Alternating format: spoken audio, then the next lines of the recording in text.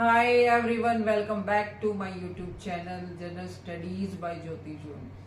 आज का टॉपिक है प्रीएम्बल ऑफ द कॉन्स्टिट्यूशन। कल हमने टॉपिक पढ़ा था objective resolution. Preamble objective resolution का ही मॉडिफिकेशन है। चलो आज हम डिस्कस करते हैं प्रीएम्बल को।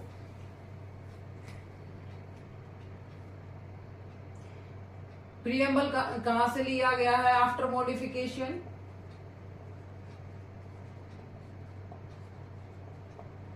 Objective resolution. कल हमने पढ़ा था ऑब्जेक्टिव रिजोल्यूशन क्या है।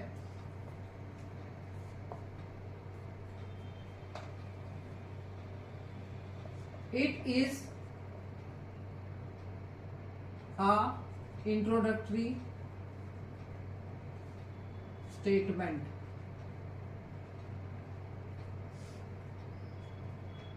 For the constitution of the constitution. लगे कॉन्स्टिट्यूशन के अंदर आता है, ठीक है। और इंट्रोडक्टरी, अच्छा इंडक्टरी लिख दिया है। इंट्रोडक्टरी इंट्रोडक्शन देता है ये कॉन्स्टिट्यूशन के बारे में। प्रीएम्बल पहले आता है, हम भारत के लोग, ठीक है। फिर पूरा प्रीएम्बल लिखा होता है स्टार्टिंग में। तो आज का आपका असाइनमेंट है, ठीक है, होमवर्क है। आप भी थोड़ा थोड़ा अपना होमवर्क कीजिए। प्रीएम्बल को देखेंगे कैसे लिखा हुआ है प्रीएम्बल। कॉन्स्टिट्यूशन में नहीं, आप इंटरनेट पर सर्च करके देख सकते हैं। पहले एनसीईआरटी की बुक्स में भी लिखा होता था प्रीएम्बल पहले, ठीक है। ये इंट्रोडक्टरी स्टेटमेंट है कॉन्स्टिट्यूशन की।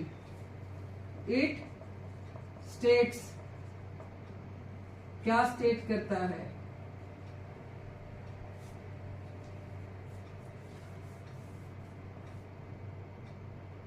Authority, nature of the state,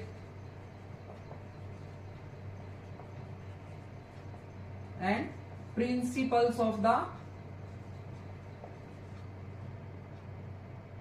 constitution,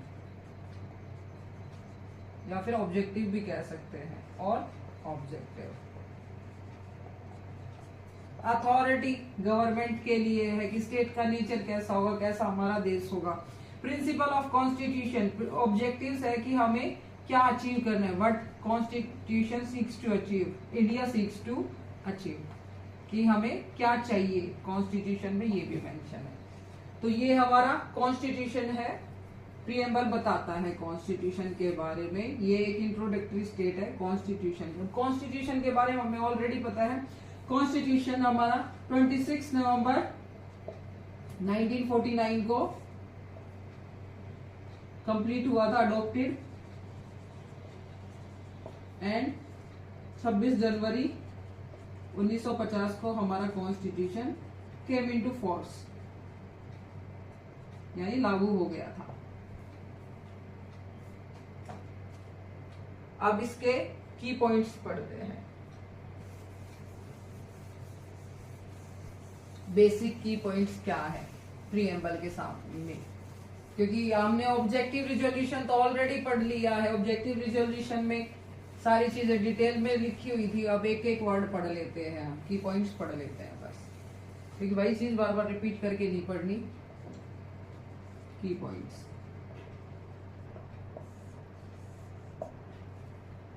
हमारा कॉन्स्टिट्यूशन कैसा होना चाहिए, हमारी कंट्री कैसी होगी। पहले तो sovereign,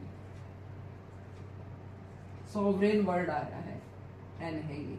sovereign, full control of country. किस चीज पर कंट्रोल होगा?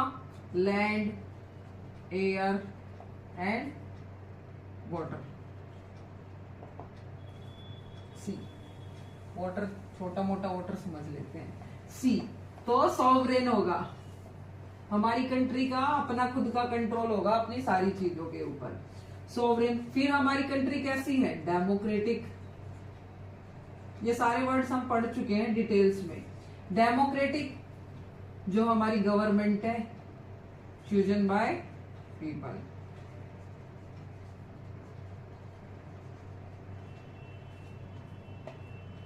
थर्ड है रिपब्लिक,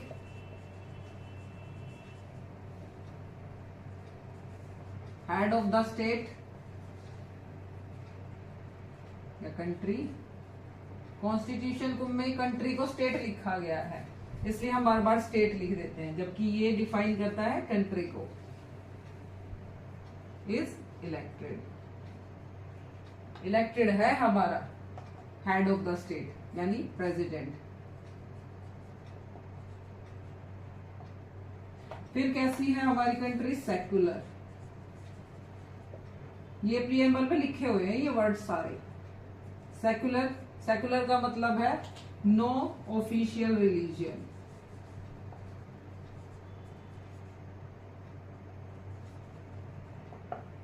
सभी के सभी रिलीजन्स है हमारे कॉन्स्टिट्यूशन की नजर में सभी बराबर है, तो कोई भी ऑफिशियल रिलीजन नहीं है हमारी कंट्री का।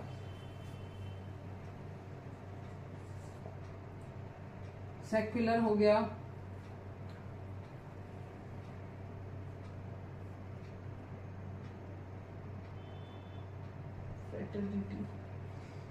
Sovereign democratic Republic secular.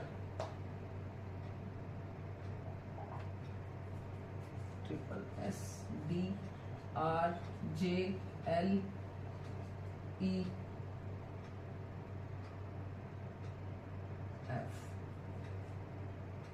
Socialist. ये याद करने के लिए एक कोड है, वर्ड्स जो है वो याद रहे कि प्रीएम्बल के अंदर कौन कौन से हैं, ये भी अभी बताती हूँ। सोशलिस्ट, सोशलिस्ट का मतलब क्या है? Equality for all. ठीक है, सभी के लिए इक्वालिटी होगी, एक सेम सोसाइटी होगी, रूल सबके लिए सेम होंगे।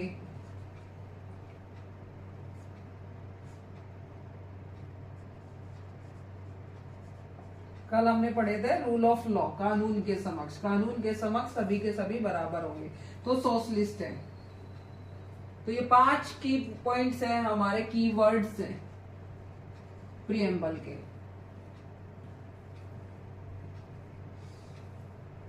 कल हमने पढ़ा था हमारा कॉन्स्टिट्यूशन हमें क्या क्या देता है।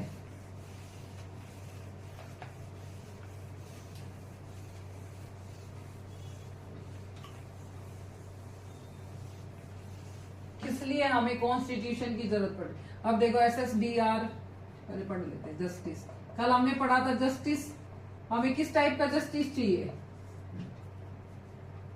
सोशल, इकोनॉमिकल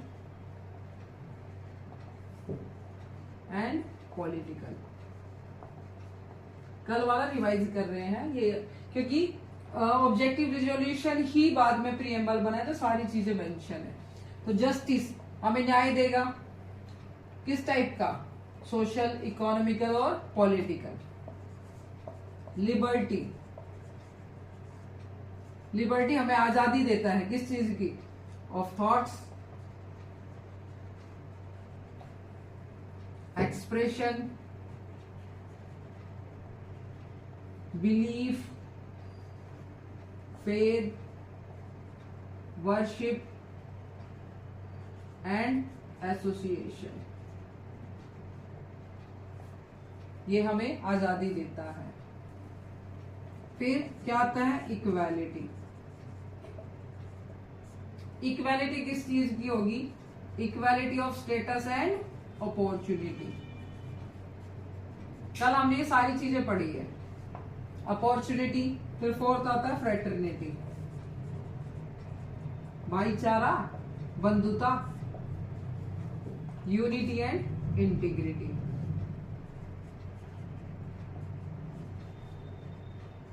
कि सभी भारत के लोग हैं, भारत की सारी चीजों पर उनका हक है, तो यूनिटी एंड इंटीग्रिटी।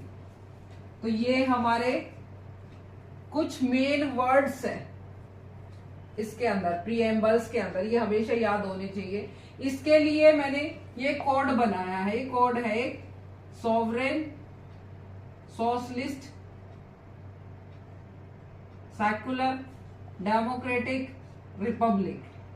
इससे याद रख लेना, justice, liberty, equality and fraternity. ये कोड है, क्योंकि कोई ना कोई वर्ड मिस हो जाएगा और क्वेश्चन ये आ सकता है। क्वेश्चन में बेसिकली पूछा जाता है क्या रिपब्लिक वर्ड यूज हुआ है कॉन्स्टिट्यूशन के अंदर? यस, प्रीएम्बल के अंदर यूज हुआ है। क्या इक्वालिटी का यूज हुआ है? फ्रेटर्निटी का यूज हुआ है? फ्रेटर्निटी। तो ये क्वेश्चन पूछा जा सकता है, तो ये कोड से याद रख सकते हैं, वरना भूल जाते हैं। फिर एक अमेंडमेंट हुआ। अमेंडमेंट का मतलब है किसी भी चीज को चेंज करना। ठीक है, अब हमारा कॉन्स्टिट्यूशन बन गया है, कॉन्स्टिट्यूशन हमारा बन गया है, कॉन्स्टिट्यूशन का प्रीएम्बल भी हो गया है। लेकिन अब अगर हमारा जो ये बना हुआ है, अगर हमें कुछ नया चाहिए तो हम क्या करेंगे? हमारी सरकार एक अमेंडमेंट करेगी कॉन्स्टिट्यूशन के। अमेंडमेंट बोला जाता है न्यू चेंजेस। पुराने को भी बदला जा सकता है, नया ऐड किया जा सकता, बट पुराने को बदला नहीं जा सकता। ये भी जजमेंट्स आई थी। तो जब हमारा इंदिरा गांधी की सरकार थी 1976 के अंदर, 1976 के अंदर इमरजेंसी चल रही थी। इमरजेंसी चल रही थी तो इंदिरा गांधी ने कॉन्स्टिट्यूशन के अंदर अमेंडमेंट किया है और 3 वर्ड्स यूज किए थे, सेकुलर, सोशलिस्ट एंड इंटीग्रिटी। ये 3 वर्ड इस अमेंडमेंट के बाद ऐड हुए, इससे पहले ये वर्ड्स नहीं थे। हमने पढ़ा है, ऑब्जेक्टिव रिजोल्यूशन भी पढ़ा है, लेकिन हमने ये 3 वर्ड्स नहीं पढ़े हैं। ये 3 वर्ड बाद में ऐड हुए हैं, आज नए दिखे होंगे 42nd कॉन्स्टिट्यूशनल अमेंडमेंट के साथ में। इसे बोला जाता है 42वां कॉन्स्टिट्यूशनल अमेंडमेंट।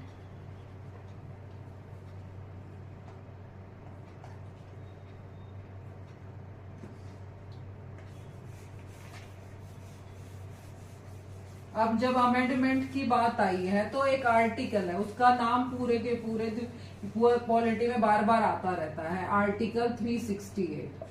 आर्टिकल हम सीरीज वाइज नहीं पढ़ेंगे, आर्टिकल जो जो जरूरी होते हैं वो बीच बीच में पढ़ते रहेंगे। आर्टिकल 368, आर्टिकल 368 अमेंडमेंट्स के लिए है कि जब भी कॉन्स्टिट्यूशन के लिए, कॉन्स्टिट्यूशन के अंदर कुछ भी नया ऐड होगा या फिर पुराने के साथ में कुछ नया ऐड होगा तो एक अमेंडमेंट्स गवर्नमेंट को करने पड़ेंगे कॉन्स्टिट्यूशन के अंदर। इतना इजी भी नहीं है कि हर बार नया नियम लागू कर दिया। अमेंडमेंट्स के भी रूल प्रोसीजर होते हैं, वो बाद में पढ़ेंगे अमेंडमेंट्स का जब टॉपिक आएगा। तो 368 आर्टिकल हमें राइट देता है अमेंडमेंट का। राइट किसे देगा? Right to government to amend the constitution.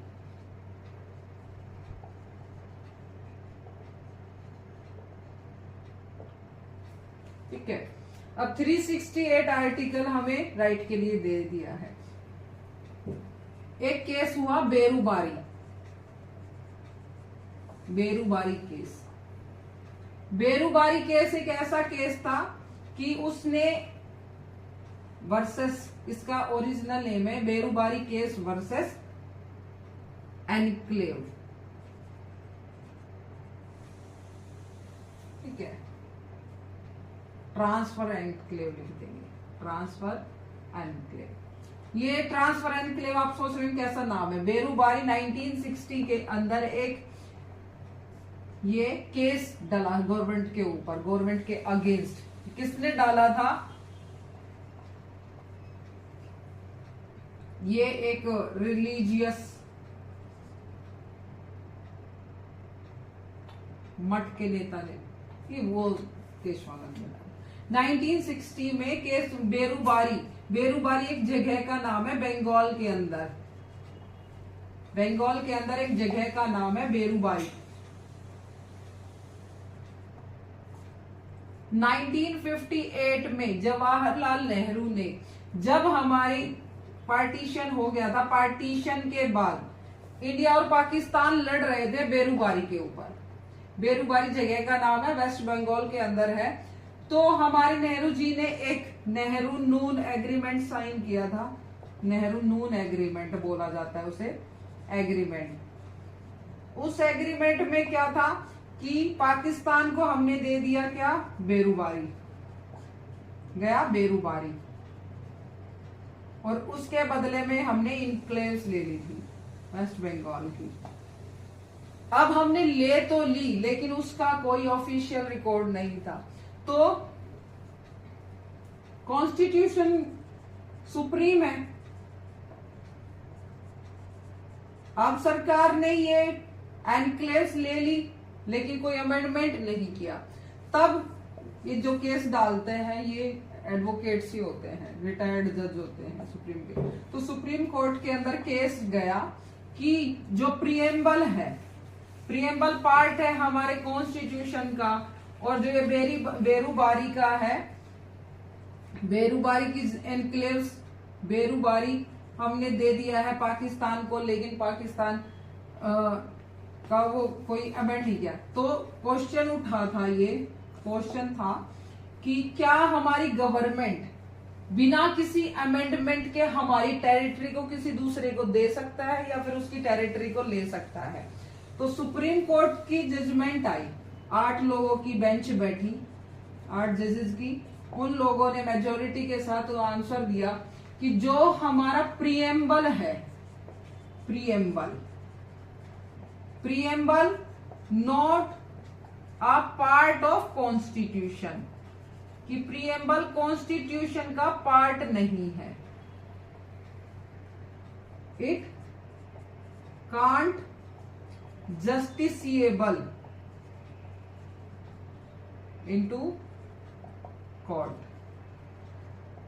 कि हम प्रीएम्बल के अंदर जो लिखा हुआ है उसके बेसिस पर हम कोर्ट के अंदर केस नहीं डाल सकते। कॉन्स्टिट्यूशन का प्रीएम्बल कॉन्स्टिट्यूशन का पार्ट नहीं है। ये बेरूबारी की जजमेंट आई सुप्रीम कोर्ट के जजेस की तरफ से, वहां की बेंच की तरफ से। फिर उसके बाद एक नया केस हुआ। नया केस क्या हुआ, अब जब सुप्रीम कोर्ट ने जजमेंट दे दी है, और फिर दूसरी जजमेंट दी थी कि पार्लियामेंट है, जो पार्लियामेंट है, अगर हमारी कोई भी टेरिटरी से रिलेटेड है, अगर कॉन्स्टिट्यूशन कुछ भी हम कर रहे हैं तो उससे पहले कॉन्स्टिट्यूशन को अमेंड करना पड़ेगा।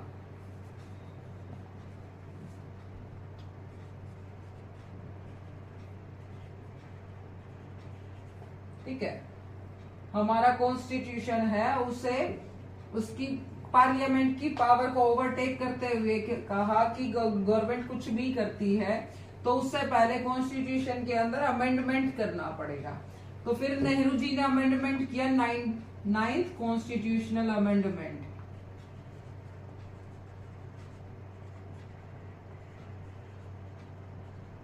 For enclave exchange. ये 9th कॉन्स्टिट्यूशनल अमेंडमेंट है। ठीक है, अब उसके बाद एक नया केस आया। तो जो बेरूबारी केस था, बेरूबारी केस ने सबसे पहले किसको डिफाइन किया, प्रीएम्बल को, प्रीएम्बल के बारे में डिस्कस किया, प्रीएम्बल को। तो इसलिए जब भी प्रीएम्बल से रिलेटेड आया तो बेरूबारी केस है 1960। फिर आया केशवानंद भारती, केशवानंद भारती। इस केस का वर्सेस है गवर्नमेंट ऑफ केरला, और ये केशवानंद भारती ने केस फाइल किया था। ये कौन थे, रिलीजियस मठ था एक, उसके मठ, उसके हेड ने किया, उसके हेड ने गवर्नमेंट के land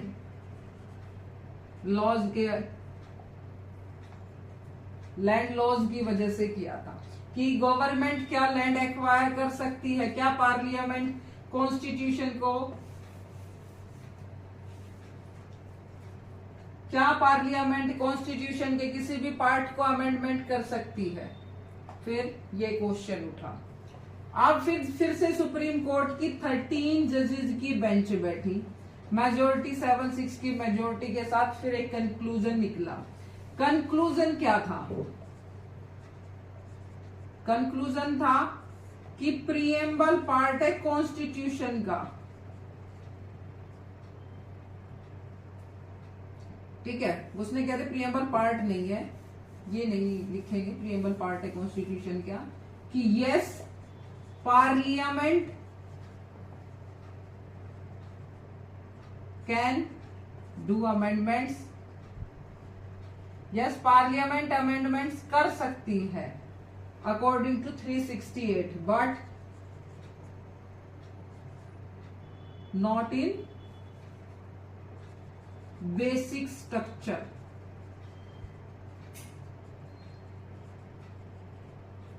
basic structure of constitution. Yes parliament amendments कर सकती है लेकिन बेसिक स्ट्रक्चर ऑफ कॉन्स्टिट्यूशन है उसे नहीं छू सकती। अब ये जो बेसिक स्ट्रक्चर ऑफ कॉन्स्टिट्यूशन क्या है, जो ऑलरेडी लिख दिया गया है बेसिक स्ट्रक्चर है, उसे तो चेंज कर ही नहीं सकती है, नया ऐड कर सकती लेकिन पुराने वाले को नहीं छेड़ सकती। और जो प्रॉपर बेसिक स्ट्रक्चर है ना, बेसिक प्रॉपर बेसिक स्ट्रक्चर कोई नहीं जानता। क्यों? क्योंकि कॉन्स्टिट्यूशन की प्रोटेक्शन कौन करता है? जुडिशियल। ठीक है, कॉन्स्टिट्यूशन की प्रोटेक्शन करती है जुडिशियल, और जुडिशियल किस चीज को बेसिक स्ट्रक्चर मानती है ये डिफाइन नहीं है। फिर भी कुछ चीजें थी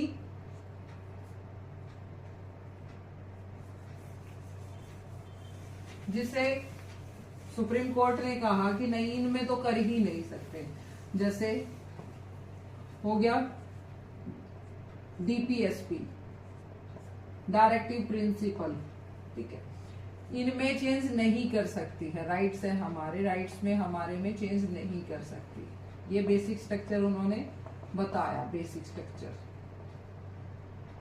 लेकिन फिर भी ये भी पूरा नहीं है। गवर्नमेंट जो जुडिशियल है, जुडिशियल के पास ही पावर है कि वो बताएगी कि बेसिक स्ट्रक्चर क्या है, पार्लियामेंट के पास पावर नहीं है।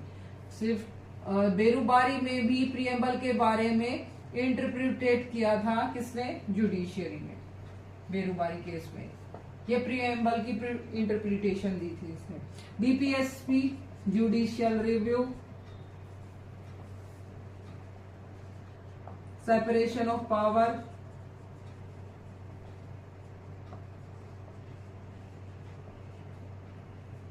Election commission,